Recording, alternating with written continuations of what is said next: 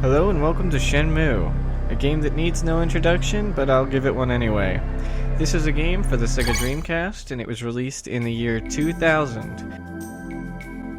It is quite easily my favorite game of all time, along with its sequel, and I'm really excited to start playing it again. So let's get started.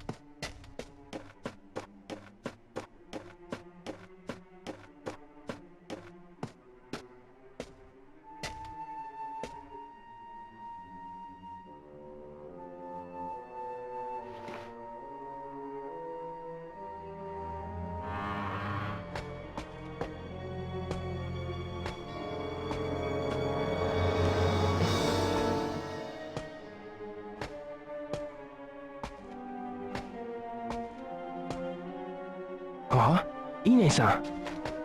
Ine-san. Ryo-san,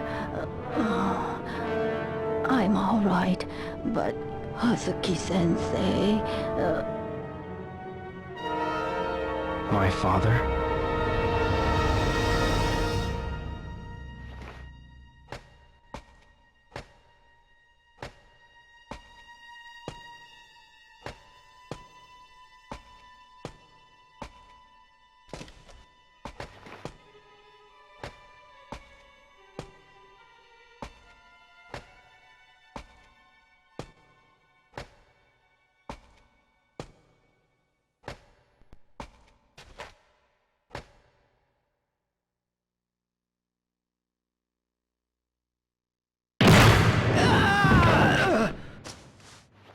Fukusan! Fukusan! Ryo-san! Fukusan!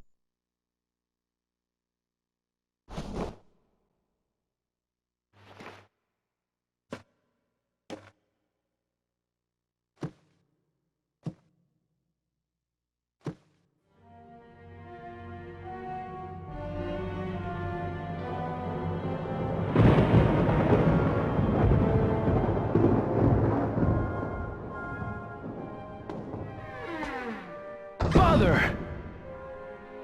Stay back, Ryo. For the last time, where is the mirror? I've no intention of telling you.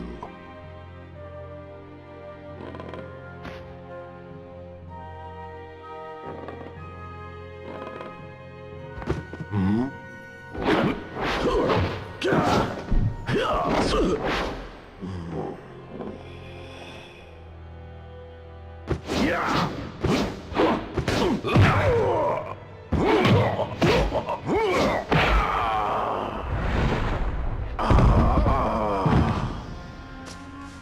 Father!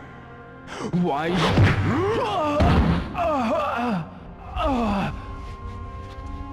Now then, No matter how often you ask, I'll never tell.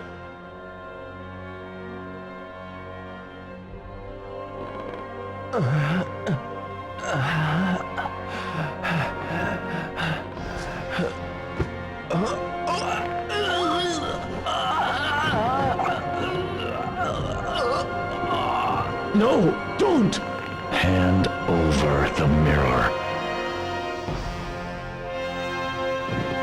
Or else, your son. Wait! The mirror, it's buried under the cherry tree.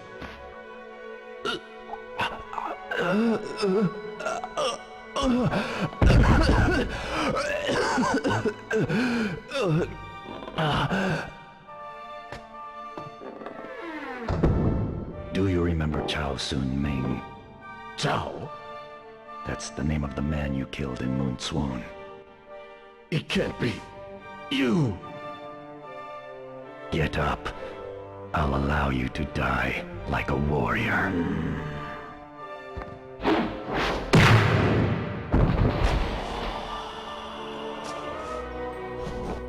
Father.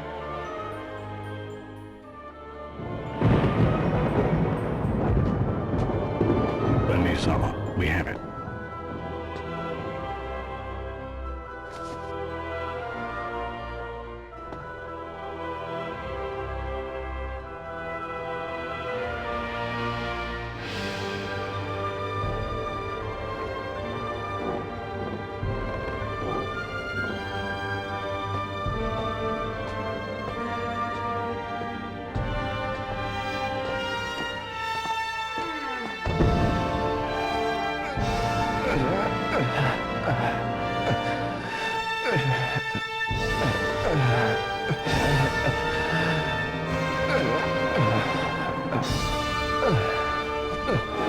Father.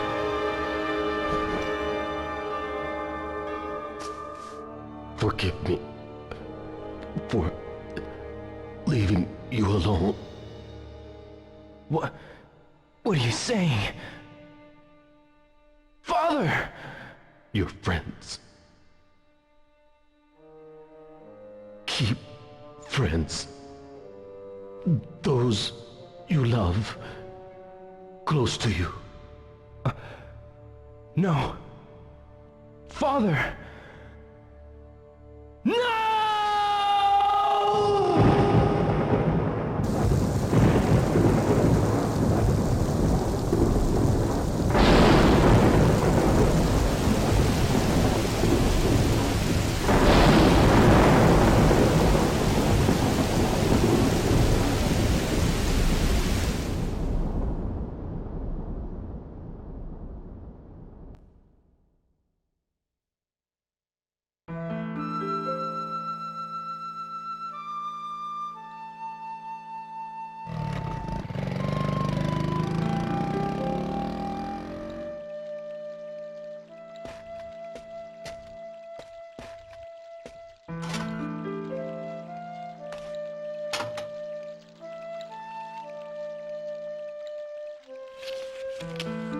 A letter for Hazuki-sensei.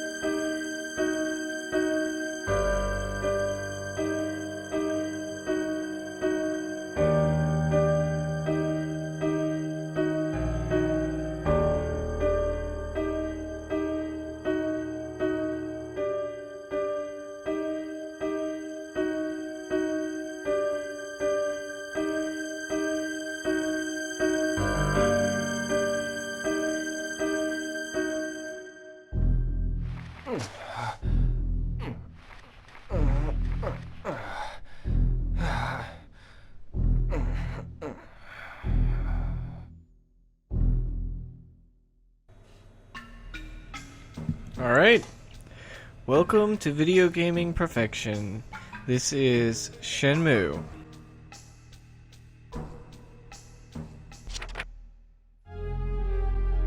And it throws us directly into our notebook that'll provide us clues throughout our adventure.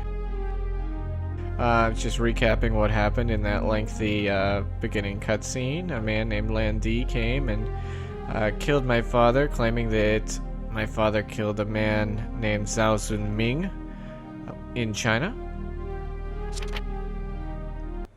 And now we're going to go on an adventure to figure out what happened that day and avenge our father. But not before we pick up this cassette tape.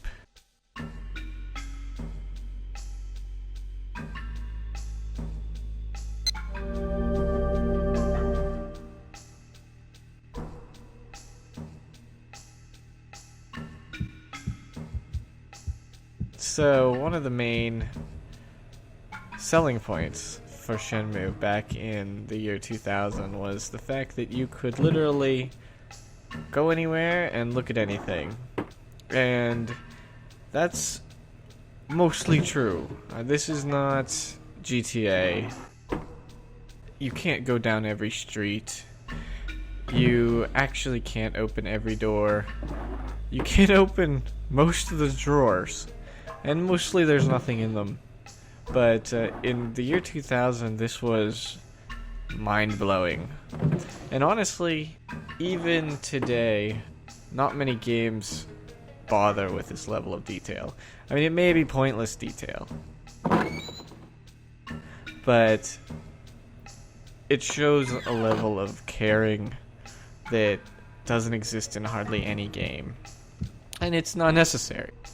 So, I guess it's understandable. But it's here. And they did care. And they put all this stuff. Look at all these trophies that Rio has won. I mean, it's just fantastic. So, we are going to head out of this room. And we should have a cutscene. We can turn off the lights. That's amazing.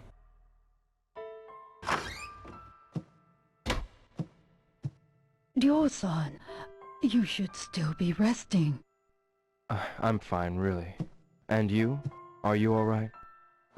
Yes, but I must keep busy, otherwise I'll get depressed. I understand. But you needn't work too hard. Yes. Oh, by the way, I have this for you. This is for today. From tomorrow, I'll leave it on top of the shoe cabinet every day. Do you know where Fukusan is? Fukara-san, I believe he's in the dojo. Really? Thanks.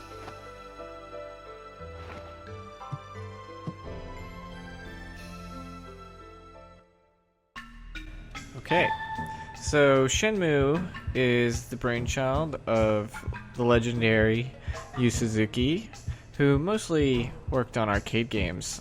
This is really the only, as far as I know, the only console-only game he ever worked on. He's mostly known for Virtua Fighter and different arcade games throughout the years. Hang On, Space Harrier, but this is the only real story-driven game he's ever worked on. And well, it's the greatest game ever, so I guess he didn't need to practice.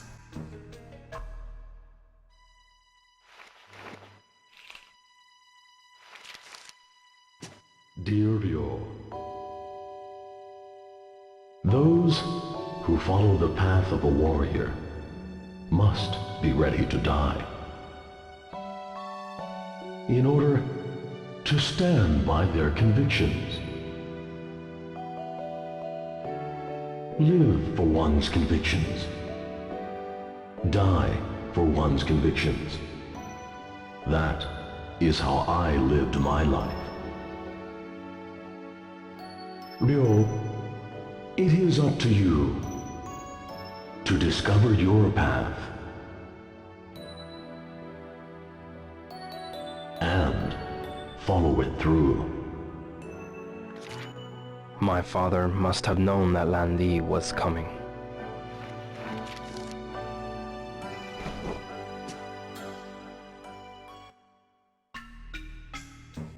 Alright. Now, there are a few things that we can trigger throughout this, throughout Rio's home right now. I'm trying to find them all. I'll probably miss some. This game is very open-ended, and there are sequences that you can entirely miss if you play the game in a certain way. So, I've played this game many, many times. I typically play it once a year, so, along with its sequel. So, I've seen pretty much everything that the game has to offer. The last time I played it, probably around maybe September of last year, I actually got a cutscene I'd never seen before. So, even 15 years later, I'm still finding things in a game that, honestly, I am so incredibly familiar with. It's astounding. And I'm gonna be gushing about this game a lot, because, well, it is the most perfect game ever made. So you're just gonna have to get used to that. Yeah, so I'll try to show you everything I can get to. There's not really any... Once I start playing Shenmue 2, there are some really, really tricky sequences that you have to trigger. And you have to do things very specifically and very quickly in the right order to trigger them. I don't think there's really anything like that.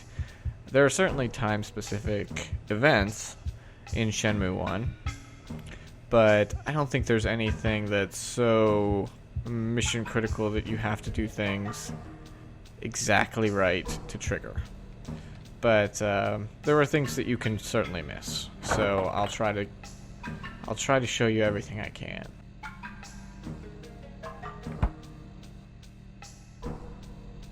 And we're just looking around. I thought that there would be some milk in the fridge, but maybe my memory is just wrong. I thought that we would find some, but that's fine. Actually, if we look at this... Oh, not in this room. Let's go into the dining room.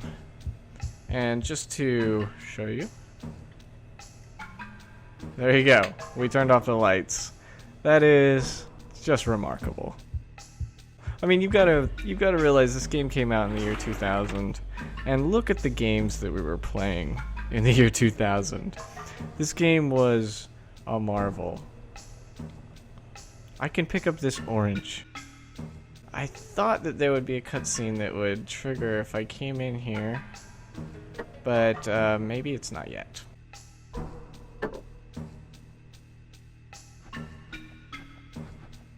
Is there something I need to look at? Oh, this is one thing I can show you. If I open up this cabinet, a Sega Saturn.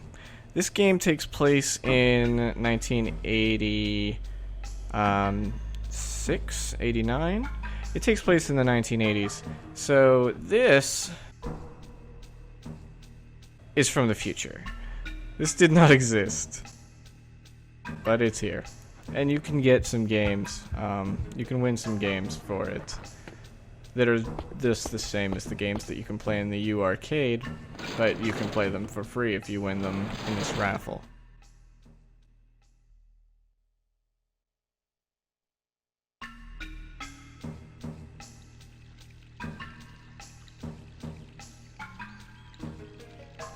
So this is Rios House. The old woman that you met earlier, her name is Ine-san, and near as I can tell, she is basically the caretaker for the dojo. I don't believe she's related. In fact, I don't think she's actually related to Ryo. And Fukuhara was the other guy, and he's not related to Ryo, although they grew up together, so they're kind of like brothers, but Fukuhara was just training under Ryo's father along with Ryo.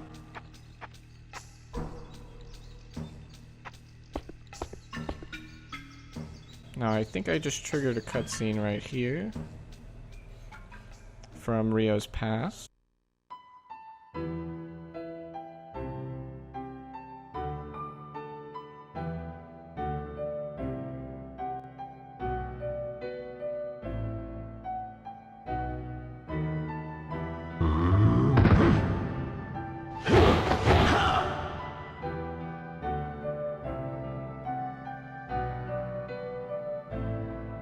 Keep your balance. That's right.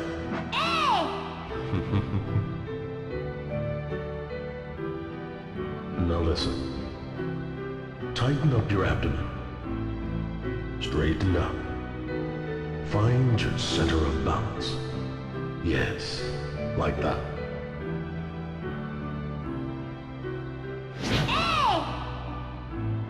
Yes, good.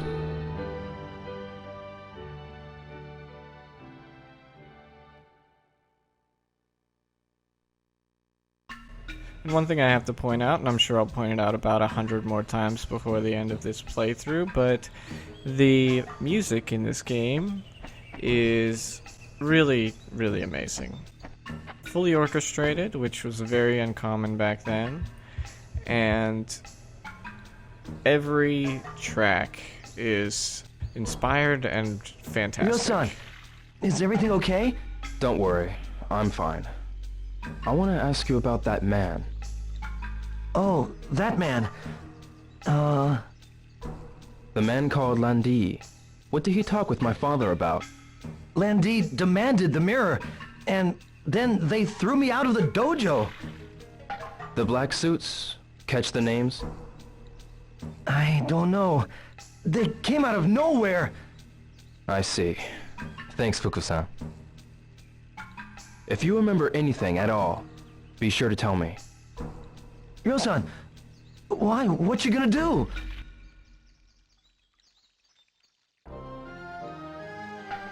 Ryo-san, where are you going? You're not going after them. Please don't. Look what they did to Hazuki-sensei. They killed my father, right in front of me. I will have my revenge. I need to do this for my father.